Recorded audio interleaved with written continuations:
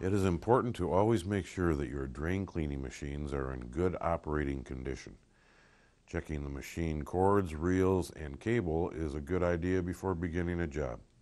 It is a good idea to also use a circuit tester to check outlets prior to plugging a machine into an outlet. Please refer to the directions provided with your circuit tester to determine if an outlet is in good working condition. Always use a three-prong outlet for machines with a three-prong plug. Do not use a two-prong outlet with an adapter for a three-prong cord. What do I do if my machine quits working? First, check the switch to see if it is in the on or off position. Second, check the power source to make sure the machine is still plugged in. Then, use a circuit tester to make sure the power source is live. How do I know if the GFCI is working correctly? If the green light is on while it is in the plugged-in position, the machine is protected. If not, the machine won't work.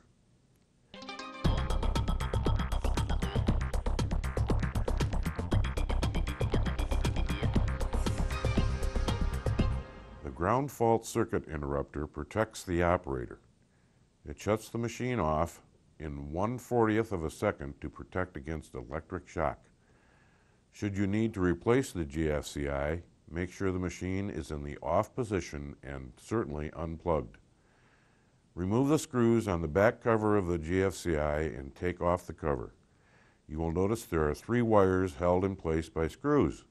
First, remove the clamp located at the bottom of the GFCI, which holds the cord in place and keeps the wire in place to make contact.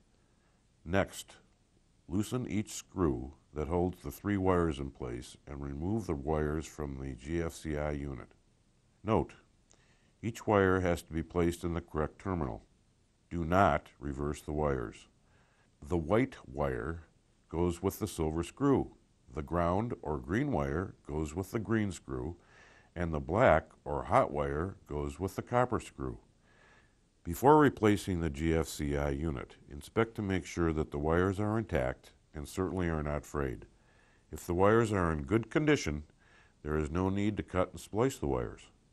To replace the GFCI with a new unit, line up the wires with the corresponding color. Note again, each wire has to be placed in the correct terminal. Do not reverse the wires. The white wire goes with the silver screw. The ground or green wire goes with the green screw, and the black or hot wire goes with the copper screw. Before tightening the wires down, be sure that the wires are underneath the terminal and that there are no loose strands on the wires.